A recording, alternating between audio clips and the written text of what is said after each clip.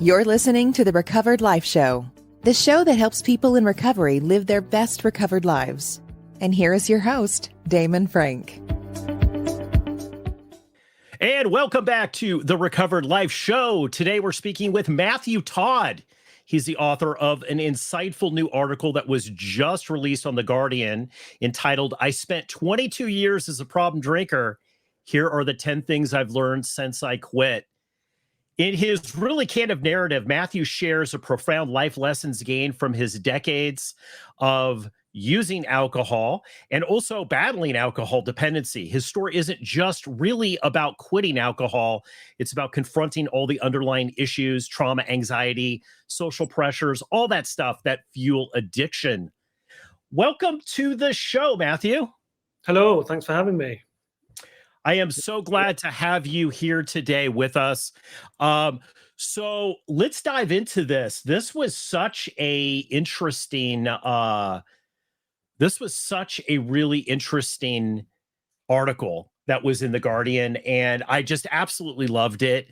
You know, you chronicle all of this time that you have spent, looking at your behaviors of problem drinking, what was actually going on with you. What encouraged you to write this article, and tell us a little bit about your journey? Well, I think it was because I'm 10 years sober. Yesterday, in fact, May the 1st.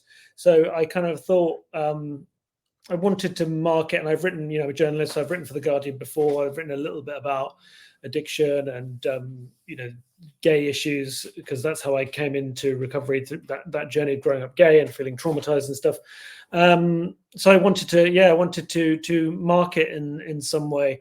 And I think I was reminded when it came out why I had written it, which is the fact that it's very easy to forget once you're in recovery or if you don't drink or whatever, how many people are struggling. And there are a lot of people that are struggling, with this. And I like how you use the word problem drinker instead of alcoholic, because I think the word alcoholic scares so many people.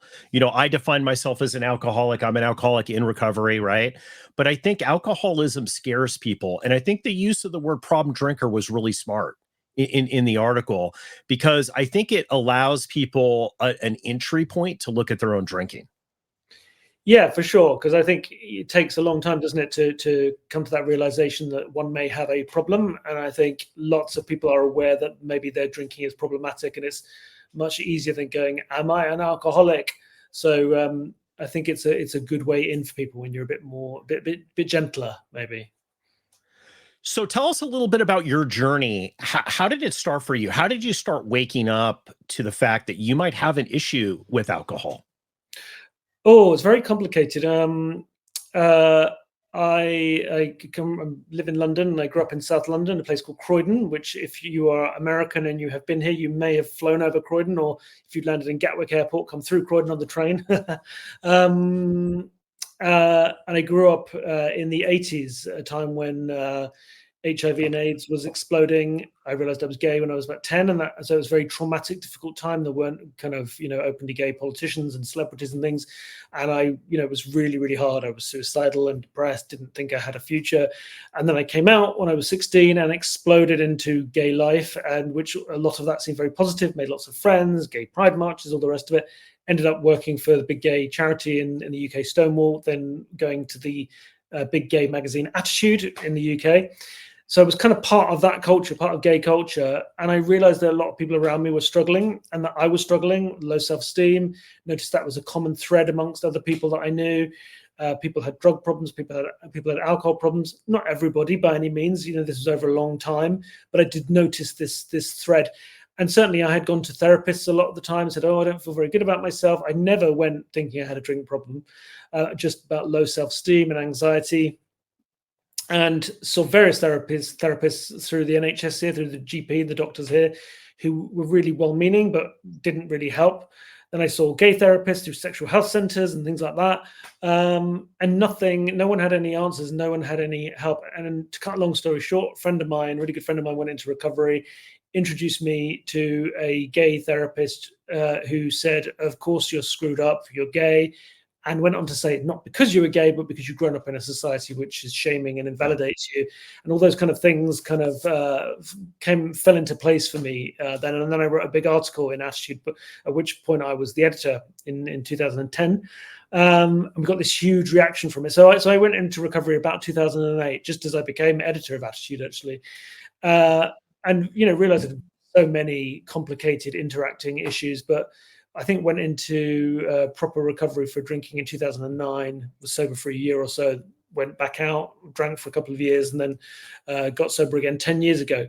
So it's been a very long journey in talking to other people, and I wrote a book about it called Straight Jacket, which has been quite a big hit here in the UK.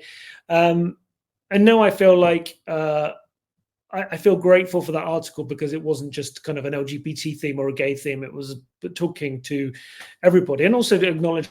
When did you start? Did you have a realization in your life where you started to see? I know I did with alcohol, and I got sober in my 20s, and I started to see people leave partying, not do it as much, get jobs, have relationships, move on with their life, right? And I seemed to be stuck in this drinking mode and couldn't get out of it. And I think that was one of my first realizations, that I was seeing other people being able to kind of move on with their life, but my obsession to alcohol and my addiction to it kept me where I was at and didn't really allow me to grow at the pace of other people. When was that realization that you said, hey, you know what? This isn't just a phase. This isn't just a lifestyle, because you're talking about the lifestyle you had and the things that this is something more. This is something a little bit more serious. What was that realization for you?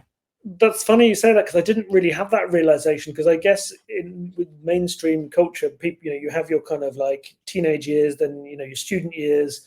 After that, there can be a lot of partying, and then people start getting jobs. But being a gay guy, a lot of gay culture is based around clubs and pubs. And so I didn't see many people around me getting jobs. Not that gay people don't, but the people that I was surrounded by were clubbing, were kind of going off the rails, were clubbing all the time. And actually there was a group of friends with them. Half of them got jobs and half of them carried on clubbing. And, some of my friends had drug issues. So I didn't really, it's so common in kind of metropolitan gay culture that I never really thought I had a problem. It was only when my friend said to me, I knew I had a problem with self-esteem and kind of maybe, reckless behavior and not feeling great about myself and so on. But it wasn't until my friend said, you've got a drink issue and you need to sort it out, that I went into recovery for it. And I really resisted that for a long time. I remember saying to my mum, he says I've got a drink problem just because he has. I really kicked off about it. It took me a long time to really face the fact that, I said, to be honest with you, like now, I definitely need to not drink. But I think, the bigger problems were the anxiety, actually, and the self-esteem, which are, obviously those are things that are often underneath problematic drinking, aren't they? So funny enough, a therapist I saw once said work addiction she thought was my biggest thing, this idea that I had to have a good job and, have this perfect life. So it was taking this lid off this huge mixture of complicated issues that were underneath my drinking. It is very complicated because, I had a hard time with the label. Like, well, I can't be an alcoholic because of this and this and this. I don't have those things, right? All those yets, like, well, I don't have all these DUIs. I don't have there's all these things that you see around you that is alcoholism. But, really kind of dealing with those inner things that you're talking about, the thinking. Like, one of the things that I have learned in alcoholism in my journey is that my thinking, I think differently about things than other people, right? And alcohol is just the first part of that, Matthew, that I think differently about. I think differently about a whole lot of different things. So you're talking about workaholism and anxiety disorders and all that. I've had all of that. I've struggled with all of that on my journey. How has it been for you in this last decade? And congratulations, it's a huge accomplishment, is having 10 years sober. What's the biggest lesson that you've learned over this period of time, Matthew, about your journey has taught you to this recovery that you have now? I guess that maybe the world is quite dysfunctional. We don't get told the truth about things. Like I wish I had known earlier on, the narrative, the cultural narrative, certainly in the UK. And I do think we drink an incredibly high amount in the UK. I think we have a massive problem with alcohol here. And everyone says it. Even my American friends, when they come here, they say, oh my God, you guys really drink a lot. I think that cultural thing where, you're encouraged to drink and it's pushed on you and it's at every social event. And I don't think there's been a culture, although that is changing now, but certainly when I was growing up, there's not a culture of being kind to yourself and looking at your inner demons and your inner issues. And I had family members who just say, pull yourself together. And I understand where they're coming from, because sometimes you do have to just pull yourself together. Or certainly in the past, people didn't have the luxury, working a job or whatever. So just being able to focus on myself and realizing that it's okay to look at what's going on for you, and that's really important. Let's talk about your book, Straight Jacket. Can you tell us a little bit about that? Because I find this just really interesting. You've been able to accomplish a lot in your sobriety, and obviously the book is one of it. So tell us a little bit about that. Yeah, it's a book. The therapist that helped me realize what was going on for me, that basically the stress and the trauma of growing up gay when I did in the 80s, in particular when HIV and AIDS was exploding and the press was very, very homophobic, that really damaged me. It really damaged my self-esteem, my sense of who I was. And he helped me see that. He gave me a book, an American book called The Velvet Rage by a famous Californian author called Alan Downs, which is a great book. And so I wrote a big feature in Attitude, the magazine where I was the editor. We had a huge post bag about that article, more than we'd ever had before or since. And so I wrote my take on the damage that is done to LGBT people, gay men in particular, growing up by our culture. There is definitely a disproportionately high problem with drug misuse, alcohol misuse, low self-esteem, suicide ideation, all of these horrible things, and in the LGBT community. Not to say that there aren't many happy LGBT people. Of course there are, but there's a disproportionate number of us struggling with some of those issues. And I think until really I wrote about it in 2010 and pushed The Velvet Rage forward, which then became a big hit in the UK, there wasn't really a big discussion about that happening. And I think, we need to. I think, I don't need to tell you, of course, we need to talk about these things, but it feels like it's common sense now. 10, 12, 13, 14 years ago, it didn't feel like it was something we could talk about. So that's what the book's about, basically. Do you feel in the UK, I know here, Matthew, I've seen a lot of discussion about trauma, which is, I know you write about that a lot, anxiety. I've seen recovery really turn into a bigger mental health discussion. I will tell you, in 93, when I came in, and I just did we have a new show that we're launching on Recovered Life. It's about, this conversation with this guy that I've known for 30 years in recovery, was my first 12-step sponsor.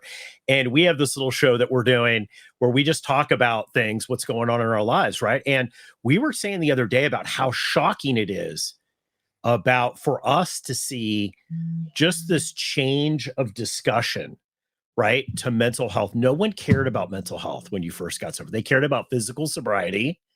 And are you going to be able to physically stay sober?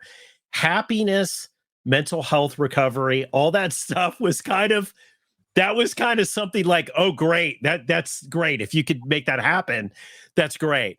But now I really see this being really a mental health discussion, that really alcoholism addiction in general is turning into a bigger mental health discussion. Do you find that there in the UK as well? I know it's happening here in Los Angeles. Yeah, for sure. There is definitely a change. There's definitely a lot of talk about well-being and mental health. I think there's a campaign here called Time to Talk, and certainly on TV, on ITV, which is one of the main channels here, they're doing this campaign about everybody stopping and having a conversation about mental health, which is great. But I've always been slightly frustrated by that, because it's not just talking about it. It's about action, isn't it? It's about access to healthcare and therapists and psychologists and psychiatrists and stuff. And also, I think maybe the actual discussion of addiction hasn't happened as much as it could do here, because sometimes addiction is messy. It's not just like the adverts on the TV you see here about mental health talking is like, wearing a kind of a sweater and having a cup of cocoa and having a nice cozy talk. Well, we know that addiction can become dangerous. People die. It can become very messy.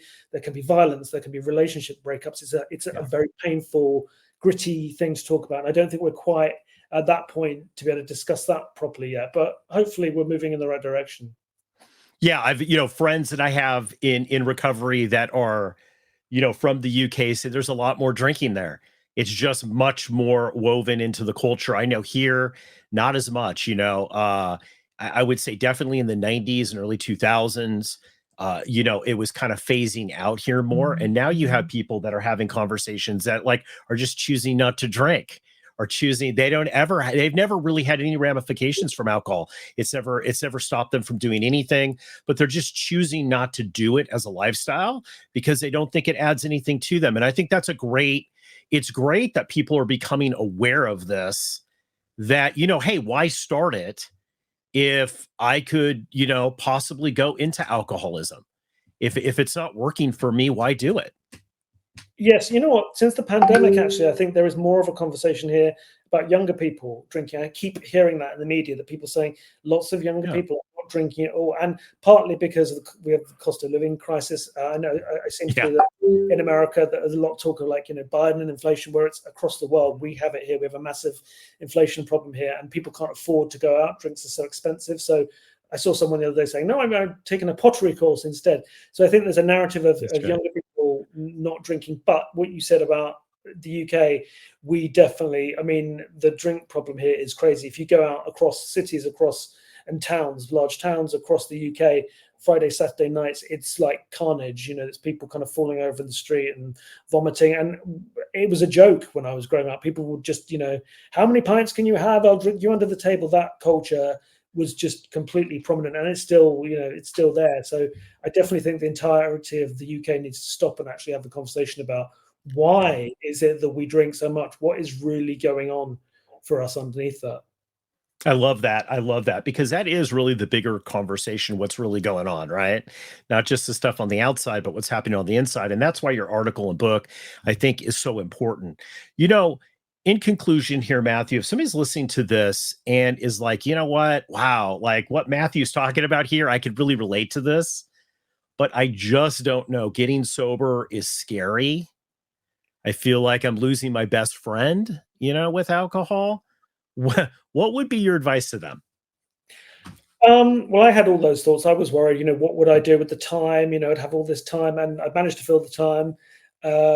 I guess I can relate to that idea of alcohol being your best friend, but life is just so much easier on the other side. My life is still complicated. I'm still dealing with some of those anxiety issues. And I think that's a really interesting next step. What is it about our thinking? What is it about our personalities that drive us to have this high anxiety and that then medicate with drink? So that's an interesting place to go next. But I would just say, reach out, take that step. And it's not, it's one day at a time, isn't it? You don't have to commit to anything. Just start exploring, what's going on for you, and know that if you ask for help, you will get help. Such an encouraging story. Thank you so much for coming on today. Guys, we're going to put a link to the article that we were speaking about in The Guardian. I think it's just a really great read, as well as a link to Matthew's book, so you could pick that up there. Matthew, where can people buy your book? From all good retailers like, Amazon and stuff like that. It's not available, yeah. Love it. We're going to put links there, guys, so everybody can pick that up. Matthew, thank you so much for coming on the Recovered Life Show today. Thanks for having me. Nice to talk to you. Sometimes addiction recovery can be a lonely battle, but you don't have to fight it alone. At Recovered Life, we're dedicated to helping you live your best recovered life. And that's why we're inviting you to subscribe to our free weekly newsletter. Every week, we carefully curate exclusive content from leading minds in addiction recovery, mental health, and all things important to the recovery lifestyle. Stay in the know with the latest news about addiction and get exclusive invitations to special recovery-focused events and explore insights tailored to support recovery from alcoholism, drug addiction, codependency, disordered eating, dysfunctional family dynamics, gambling, and so much more. With our newsletter, each week becomes an opportunity for growth, healing, and taking a step closer to the life you deserve. Take your first step towards a brighter future today. Go to recoveredlife.us and subscribe for free. Sign up now at recoveredlife.us.